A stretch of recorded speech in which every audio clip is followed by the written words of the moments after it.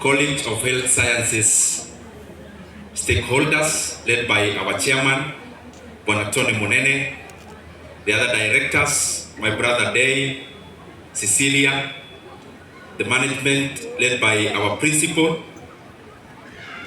and all the other management team leaders. The chief guests of today is actually not me, but the graduates, the parents, and all the other people who've come to witness this graduation. Good afternoon. JFC Munene oye. Kenya oye. You know, I was seated here and I was thinking, because we've been here for many hours, that majority have actually left to look for something to eat. But I'm very, very pleased to see that our parents and the graduates, that this place is still full even at this hour. Asanteni sana kwa uvumilivu. And before I continue, I want to take this very early opportunity to congratulate all the graduates who are graduating today from JFC Munene. Congratulations, the class of 2025. And I'll be brief because most of the things have been said and it's not good to repeat. And also given the fact that when I look at my time, we are behind by almost over 1 hour. And therefore, because today is the day of celebration, I'll try also to be brief. But it's important for me to say that I have many friends here because your principal, Bwana Akanga, we were with him in campus, KU. So I can confirm that he is learned because we went to the same school at the same time.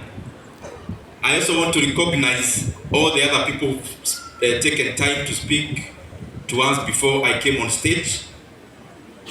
All your words have actually gone ahead to talk the many things we were supposed to talk about today. And therefore, thank you for also doing my work as the guest. I am here with many people. I'll recognize a few to represent all the others. I am here with MCA Esther Irongo wa Kiambu County. She is a nominated MCA Kiambu County. I have a gentleman called Mohea Kagwe, who is a senior officer working with the PS for sports. I have a lady there called Aurelia.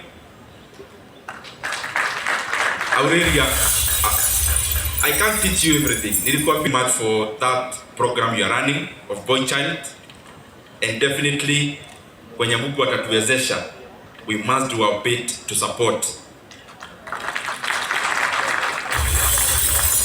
And in that regard, when I was coming here, there is a friend of mine who sent me a message, and he told me that there is a young man who is a student and who have challenges because of finances. He's actually not in school as we talk. Maybe those who are graduating know him, called Brian Boro. She's a student here, but she's out because of school fees. So I want to commit that she'll come back the soonest time possible. And we are going to take care of whatever challenges there are financially so that he can also realize his dreams. When stakeholders were being introduced, I noted from the graduates, when Jordan College was mentioned, the hearts were communicating something. And looking at the courses of Jordan College and of JFC Munene, there are no much similarities. So I am sure there is something that happens after class between JFC Munene and Jordan College, which the parents should take note. But ukiwa hapa Thika, hiyo pia ni hali ya masomo. Thika is my second home, and I was telling Bwana Tony that because my father used to live here in Thika, Salamu inaitwa Kiadutu. My father used to live there. Not the Kiadutu that is there today. Today is a bit modern. That time I could visit my father and I could see everything happening outside. Kama vile niko hapa kwa tent, I can see our parents outside. In my father's house, I could see the same. But sio kioo ya nyumba. Ni mianya ilikuwa kwa hiyo nyumba. And I have so many relatives here in Thika. I think I actually have more relatives here than in Murang'a, where I represent the people of Kiharu. Most of the estate here, from Majengo, Biafra, UTI, Nanasi, Kiadutu, I have relatives, and therefore this is my home, and I am very, very glad to be here. In fact, my elder father, the brother to my father, used to be a carpenter wa kuchonga bao in the Munene Industries Square. Na alikuwa ameweka kibao hapo. You know, that time I think that was the way of advertising business. Na maybe kwa sababu our parents hawakupata nafasi ya kusoma sana, na tunashukuru wametupea hiyo nafasi. So you could come there kwa kuonyesha biashara yake. Alikuwa ameweka kibao hapo nje, ask Muragori inside here. That was the advertisement of my father's brother's business. And therefore I'm just trying to say that Thika, when I come here, I respect this place because I am also a product of Thika. And also when Cecilia mentioned about the 6, when you had one Margaret, the first student, the way you used to send even her fare to come to school, I saw the graduates, they were like cheering you on to also start doing the same even now. Ukiona mtu amechelewa unamuuliza uko wapi nikutumie fare. Pengine hiyo utaona vile utafanya. Now, I have very few points because I don't want to buttress and to over-communicate what has been done. First of all, the kind of trajectory we have seen in this college is very, very melting and very exciting. That a college started just a few years ago during Corona time when we had challenges has now moved from 6 students, and now we are talking of close to 1,000 students because they are 800. That's a very good success story. But to me, it's not just a success story in terms of business, but in terms of how many people are being prepared to be workforce here in Kenya. And I'm very glad that JFC Munene is an embodiment of what we would call a social investment. Because even in the governance of a country, there are 2 principal social investments. One is education, and the second one is healthcare. JFC Munene is both. In the industry, when you are growing mangoes, you value add mangoes to become juice. Now, in human capital, because we come here at JFC Munene to be polished as human capital, what education does to me and you is to value add me and you. The same thing, a raw material goes through an industry, and out and after the value chain, you get a finished product. That value addition is what education does to human beings. That you are just a banal and polished person. When you come to an institution like this, unakuwa polished so that you become the product that the labor market needs. But also, healthcare, what it does is to service. When you take a car for service, an industry like Ken Blessed, Broadway, which are here in Thika, after some while they call engineers to service their machines. Healthcare does the same to us as providers of human capital. And therefore, JFC Munene, you are in a very primary place to continue doing the same to our Kenyan human capital. Na ni vizuri nieleza wazazi ambao wako hapa. Mungu ametupia nafasi, tumeenda pahali hata nchi zingine. Na juzi nimekuwa nchi ya South Africa, nikaenda Namibia, then I went to Botswana. Na kitu moja nilikuja nyumbani kama najivunia sana, ni ya kwamba nchi zote za Afrika wanatambua ya kwamba hakuna wafanyikazi wengine barani Afrika ambao wamekomaa kama Wakenya. That even in Botswana and Namibia, you have civil servants who are Kenyan. That the government of that place believes that when you have a Kenyan, you have a person who has gone through a very high standard of learning. Na pia work ethic iko juu. And that is something we must continue being very proud of as a country and continue investing in it. Now, it has been said, and I want to just add on top of it. JFC Munene is laying the ground. Please emulate the alumni whom we have seen here. When you get a certificate, you get a diploma, there is something higher than that. Please, let us continue adding into the education level that we have. We are doing that even as your servants. I've been in school doing 2 master's degrees together in the University of Nairobi, which I've graduated, and next Friday, like today, I'll also be graduating with a second master's in KU. Again, of economics. So I'm just trying to say, sisi wote tukiwa hapa, masomo haifiki mwisho. Every now and then, keep adding. Then, even as you add on the basis of certificates, also add knowledge that is not necessarily given a certificate.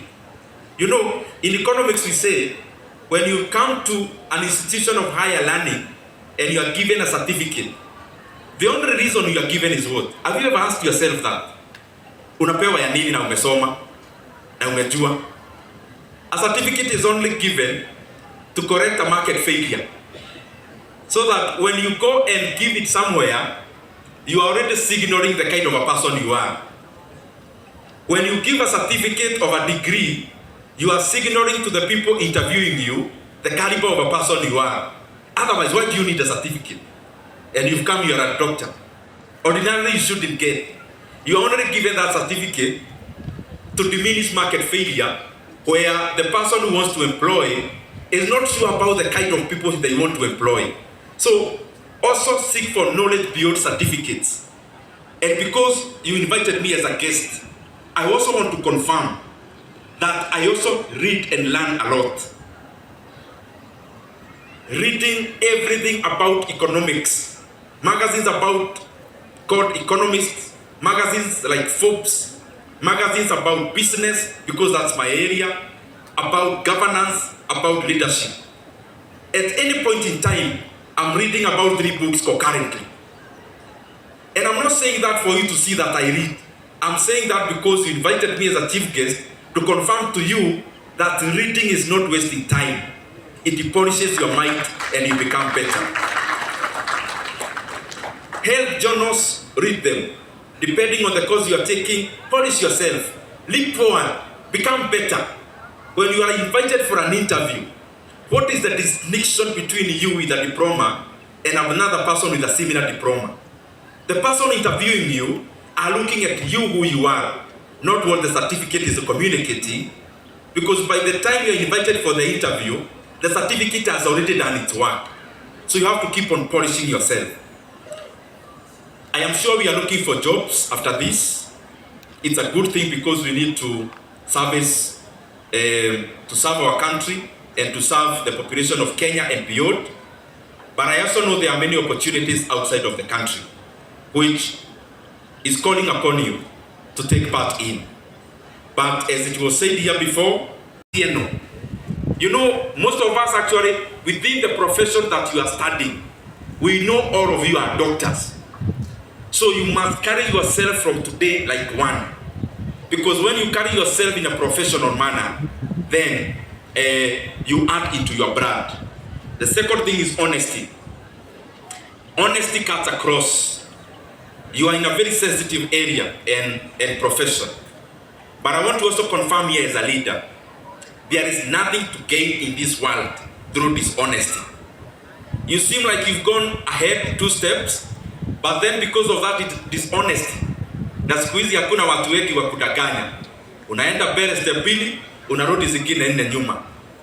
There is everything to gain in you being believable, in being honest. The other thing is responsibility. Now you are responsible as a career person, but you must also be responsible as a human being. And there is a story that is given, and I'm speaking very fast so that I finish, about a road that had been blocked. Ilikuwa imeblokiwa na mti na udongo, lakini it was deliberately blocked by the king of that place. It's an analogy. So the king went somewhere he could see the behavior of human beings when they see an obstacle in the road that is blocking many more people. Na kama amekaa pahali juu, alikuwa anatazama watu wanafanyaga nini wakipata kitu inaharibia watu wote starehe. Ilikuwa imefuka barabara. So on comes a rich person, alikuwa na punda yake. That time there were no cars na carriage. Yeye akapenya, akaenda kando, akapita. Ukakuja mtu mwingine, watu kadhaa. Kama wanapita, hiyo kitu ilikuwa imeziba barabara. But then afterwards, a farmer came. Mheshimiwa karibu sana. A farmer came. A farmer, just like many of us here, alikuwa anapita katika hiyo barabara ambayo imezimbwa. Na huyu farmer akaona, hii barabara sio mimi tu inafugia watu wengi. Akaondoa hiyo udongo na akapushi hiyo mti ilikuwa imefuga hiyo barabara. Only to realize hapo chini kulikuwa na kibeti na dhahabu ilikuwa hapo ndani. Na king, kwa sababu alikuwa anatazama, akaita huyo mtu, the farmer, akamwambia hiyo pesa ni yako kwa kazi njema umefanya ya kuona kuna kitu unaweza fanya ya kusaidia wengine. And he also took the farmer and promoted that farmer in his court. Tuko pamoja? So lazima tukue responsible kwa kazi, kwa uongozi na ile kazi nyingine tunafanya. The last one is hard work and commitment. I also not buttress that point. Nikikuja kumaliza, nimesema mimi napenda mambo ya uchumi na pesa.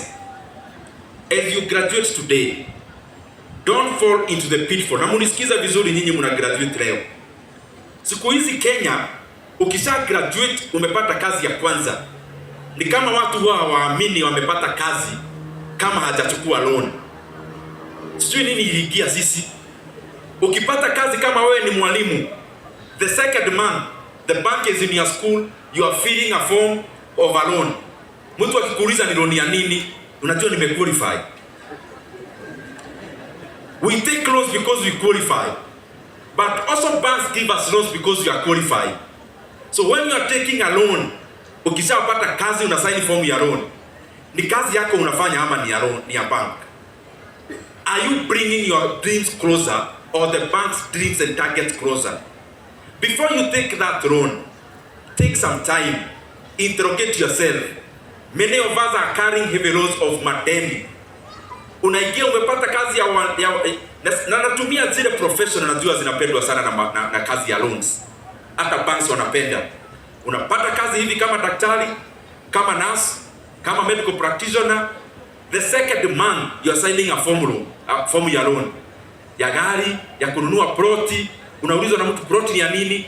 Unajua mzee alisema lazima ukuwe na ploti kama kijana Unaulizwa na mtu gari ni ya nini? Watu watajuaje mimi ni daktari? Those pitfalls I have seen, they make you a slave from day one of your work. Kabla uchukue loan, interrogate una need ya nini. It's not a must you take a loan when you get your first job. Embrace savings. Other than a loan comes with a cost. Saving comes with a gain. Investments. Don't just invest in the traditional ways. I'm talking to you because I know most of you will get jobs. When you get that job and you are saving your money, there are many investment opportunities. Not just buying a plot na kujenga. Not just going to your local shopping center na kujenga duka hapo ya kukodisha. There is much more. Learn about stock market, learn about shares, learn about other investments that you can do, more profitable than even the ones you know. If you have come to JFC Munene for 2 years and you'll be working Monday to Saturday for your employer, you should also be taking some time off to think about your money, to think about where you can put your money to optimize it, so that as you work, even the money you are saving is also working for you on the side. Ya mwisho, as a leader, I am here in an institution of higher learning in today's graduation. And the foundation of the Kenyan economy, msingi ya uchumi wa Kenya, ni elimu. Na tumeona this week tumepata mtihani imekuwa released kwa ile mfumo mpya.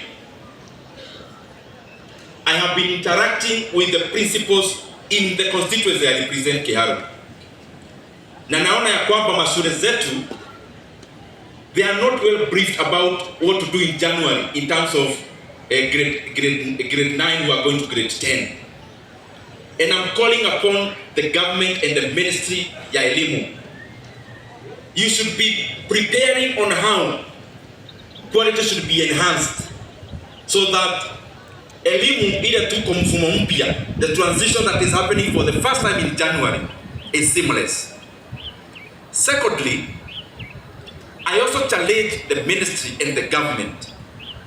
They are sending contradictory communication to our principals, and especially of day secondary schools.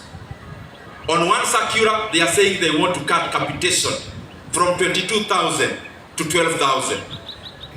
And I want to say here, as we graduate today, there is no leader who Kenyans can accept to draw back on the gains of the free basic education in Kenya.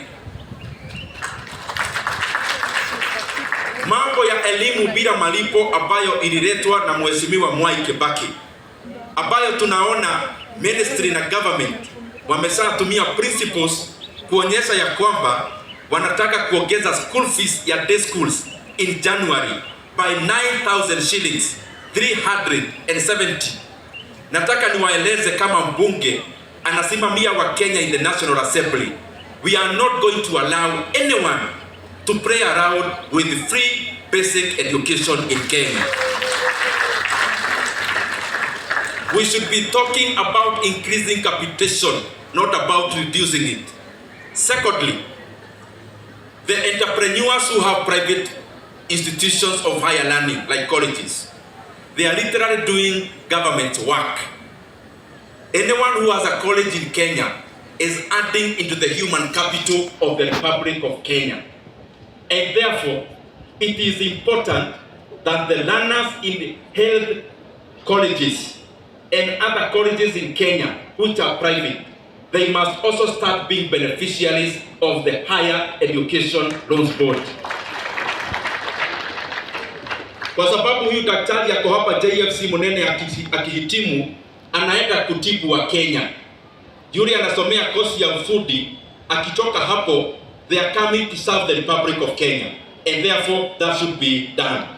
The other proposal, and there is a time we had given it in my previous position, is that ukiangalia the fragmentation of the healthcare practitioners and workers in Kenya, my proposal would actually be, as a country, yes, I know health is devolved, but I think it is important to have a debate where we can have a health professionals commission, where health professionals in the public sector in Kenya are employed, negotiate terms, and they are given equal terms from a central place, just like an equivalent of TSC.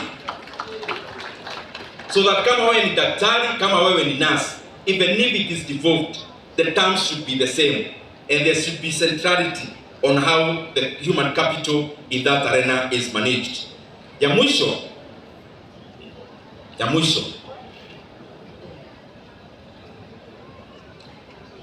na wacha nitoe hii kofia.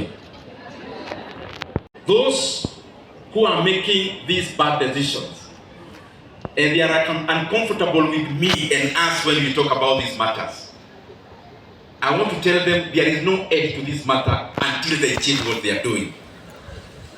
And it is in regards to selling Safaricom shares, which Kenyans own, selling it kwa hasara. Mimi ni mbunge wa Kiharu na nimepitia institutions za hapa Kenya na nikakuwa mwanauchumi. Na nimekuwa hiyo kwa sababu nchi yetu imenishikilia using our institutions. And therefore, I feel good when I'm participating in shaping our country in a good trajectory where the economy of Kenya is serving everyone. The government of Kenya is selling 6 billion shares of Safaricom. All of us Kenyans, sisi tuko milioni 55, 55 million. It means when you divide the number of shares the government is selling, you divide by all of us as Kenyans. Me as Ndindi Nyoro, as a taxpayer, as a Kenyan, the 6 billion shares the government is selling, there is my 100 shares in there. Hata mtoto amezaliwa leo, ako na share hisa 100 kwa zile zinauzwa. And therefore it is a collective responsibility of us to talk about this matter. The other reason I'm talking about this sale of government stake in Safaricom, it is because it is the highest in value since we got our independence. Today we are celebrating Jamhuri Day in Kenya. And since our independence, we have never had a transaction in terms of quantum as bigger as the one the government is doing. And therefore, it is an important agenda that we are talking about over 200 billion Kenya shillings. There has never been such a transaction in Kenya before. And this is my opinion, and it is factual. In the year 2024, actually year 2014, mimi nilikuwa mtu wa kununua pia hisa katika soko yetu ya NSC. And at that time, there is a company called Rea Vipingo, which I had some few shares. We were buying that share at 27.5 shillings. And the owners of the company wanted to buy those shares from all the other shareholders. And they told us they are going to buy those shares for 40 shillings. Yet it was 27.5. And as a small time shareholder, I was very excited. Na nilikuwa nasema warete hiyo pesa haraka haraka. Because I was thinking, I was making a handsome profit. But then, the Capital Markets Authority ruled that even if they are offering 40 shillings, the field is open for any other person to offer a competing bid. And there is a company called Centum, which offered 50 shillings for the same share. Mimi nilikuwa nafikiria 40 ilikuwa mzuri. Another company offered 50 shillings for the same share. And then another company called Vania offered another bid of 55 shillings. And then the same company that had offered 40 shillings, called Rare Trading, again, because they thought it is a good opportunity, they actually ultimately offered for the same share 85 shillings. And my few shares, which was 27.5 shillings, I ended up selling them for 85 shillings within a few weeks. What am I trying to say? We are trying to sell Safaricom shares, and the government is talking about market price. Even Rea Vipingo had a market price of 27.50. The shareholders ended up pocketing 85 shillings. A company like Papuri was bought the other day with multiple of times of what it was trading for the past 6 months before the takeover. We have had many companies, including Kenokobi, going through the same route. I want to request those people in the National Treasury. The CS now is going to every TV station explaining himself over nothing. And I'm requesting them, if you are doing justice to Kenyans by hurriedly selling Safaricom shares and underselling them, I am requesting even the CS, you challenge me that you have facts. And I told you I am ready because you gave me a challenge. That if you think you are doing the right thing for Kenyans, I'm willing to meet you in any TV station of your choice to make this case to Kenyans. That you cannot sell our most prized assets. for a song. And I want to repeat again and again, we cannot sell Safaricom shares on the behest of market price. Market price, I have been there, and I know the market price supplies liquidity, yes, but it's not the only way to measure the value of a company. Then we are selling Safaricom for a song at the time when it is growing. A company that was trading at 45 shillings per share in 2021, now they have already invested in Ethiopia. It's like you're coming to sell a calf. Ng'ombe pamoja na dama yake. Pamoja. Unauza kwa bei kidogo kuliko dama yenyewe. And I'm saying this is wrong. If there is no one putting self-interest na kutaka kuchukua pesa ya Wakenya kwa njia ya kando, hiyo kitu ya mambo ya kuuza Safaricom, they open it to the global markets. Let other companies bid. MTN can bid. Etisalat can bid. We have global funds like KKR, like Blackstone, like BlackRock. Let them bid so that if we sell Safaricom share for a higher price, we build more roads, Kenya becomes more prosperous, and we all benefit. Kwa hayo mengi na machache, asanteni sana.